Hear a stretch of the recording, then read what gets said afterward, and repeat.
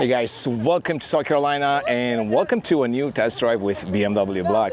Right behind me, I have a BMW iX facelift.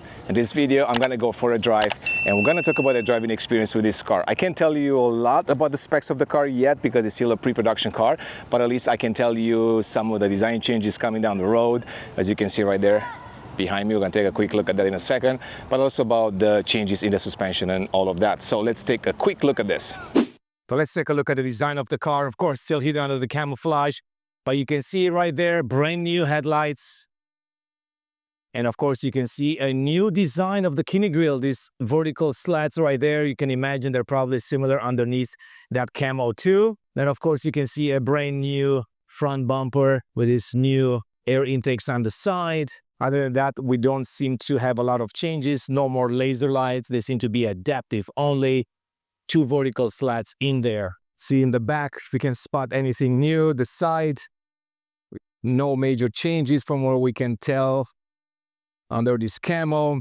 Maybe the rear bumper has changed a little bit in design as well. You can see it right there. But other than that, I don't see any major changes in the back. This one doesn't seem to be the M Sport package, but rather the base one. But of course, inside there are a few changes. And the most important one are the seats. You can see we're getting new sport seats with more side bolster support. Additional padding right there. So they look different than what we have today. Even that piece right there has changed, a little bit smaller. But the best part of the seats, they're a little bit longer than before. They're about 3-4 centimeters longer, and that makes a huge difference if you're on the taller side of things.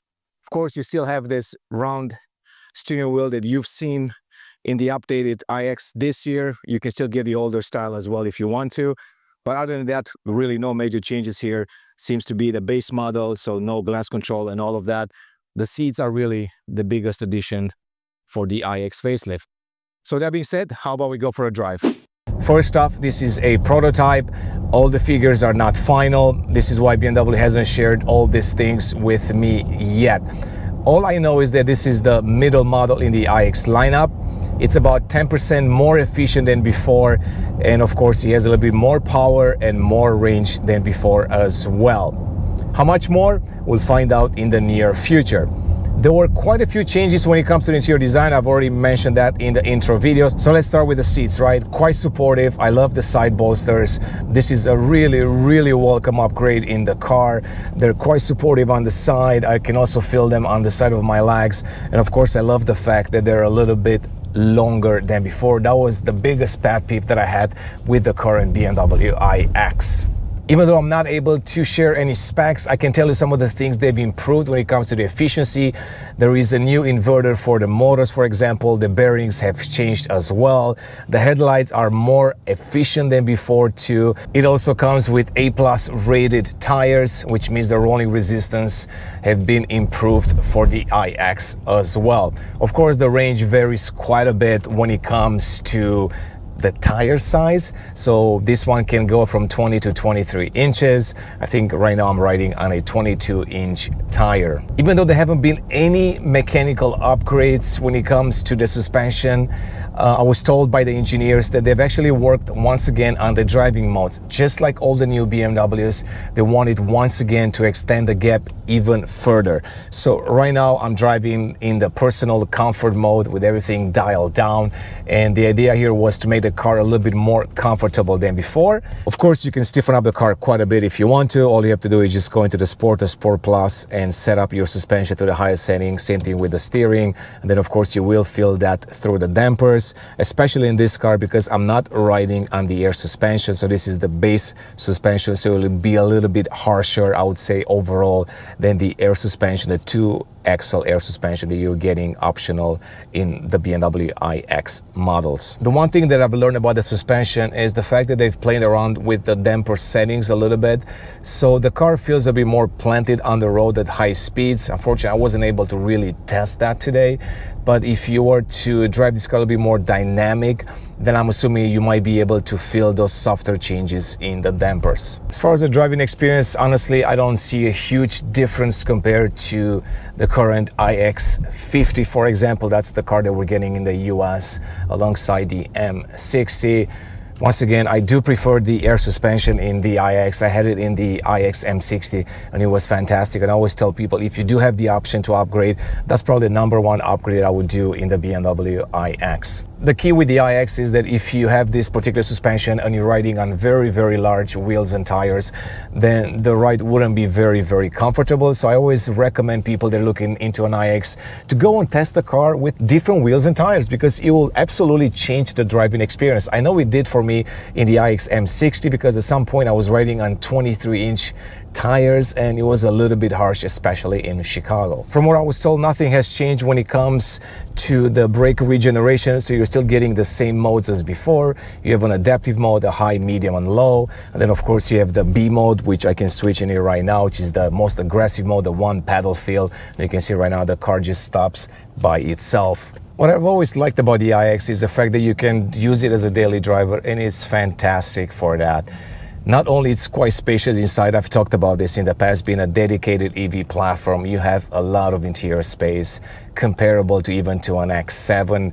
Of course, the car sits in between an X5 and an X7 when it comes to size, but because of the packaging, you absolutely have a lot more room inside, and you can see that in the back seat for sure. Let's see how the car takes off.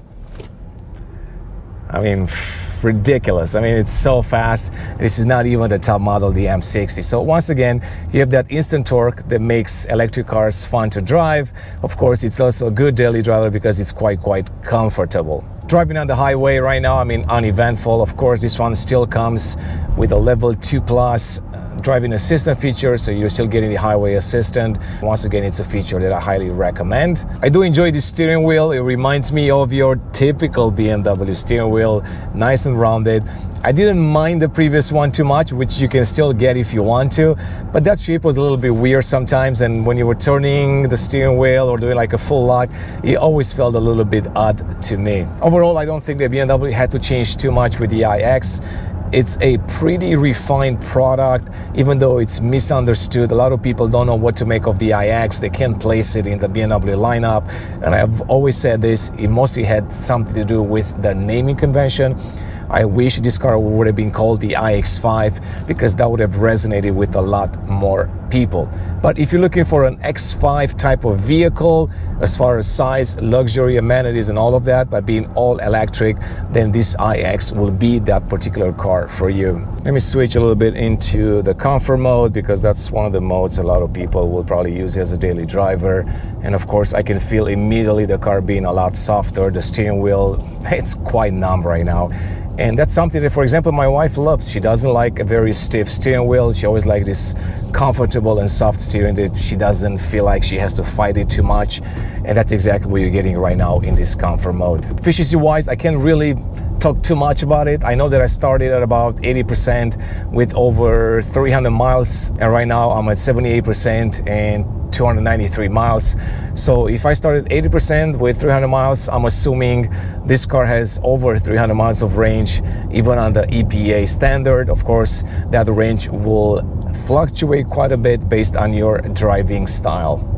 All right, so this was a quick drive with a prototype BMW iX facelift. Honestly, I don't feel like the iX needs a lot of improvements other than the ones I've already mentioned, like the seats. Of course, more power, it's always nice to have, but more range, it's even better. And based on what I'm seeing right now, the car has definitely more range than before, 77% and still 288 miles left. I've been driving normally today, so I haven't really pushed the car, so the efficiency should be quite good. But I definitely look forward to taking this car on a proper drive and see exactly the range that I could achieve on a full charge. So with that being said, guys, thanks for watching, and stay tuned, because we'll have all the details on the iX facelift in the next video, and you're gonna learn all there is to know about the updated iX. See you in the next one.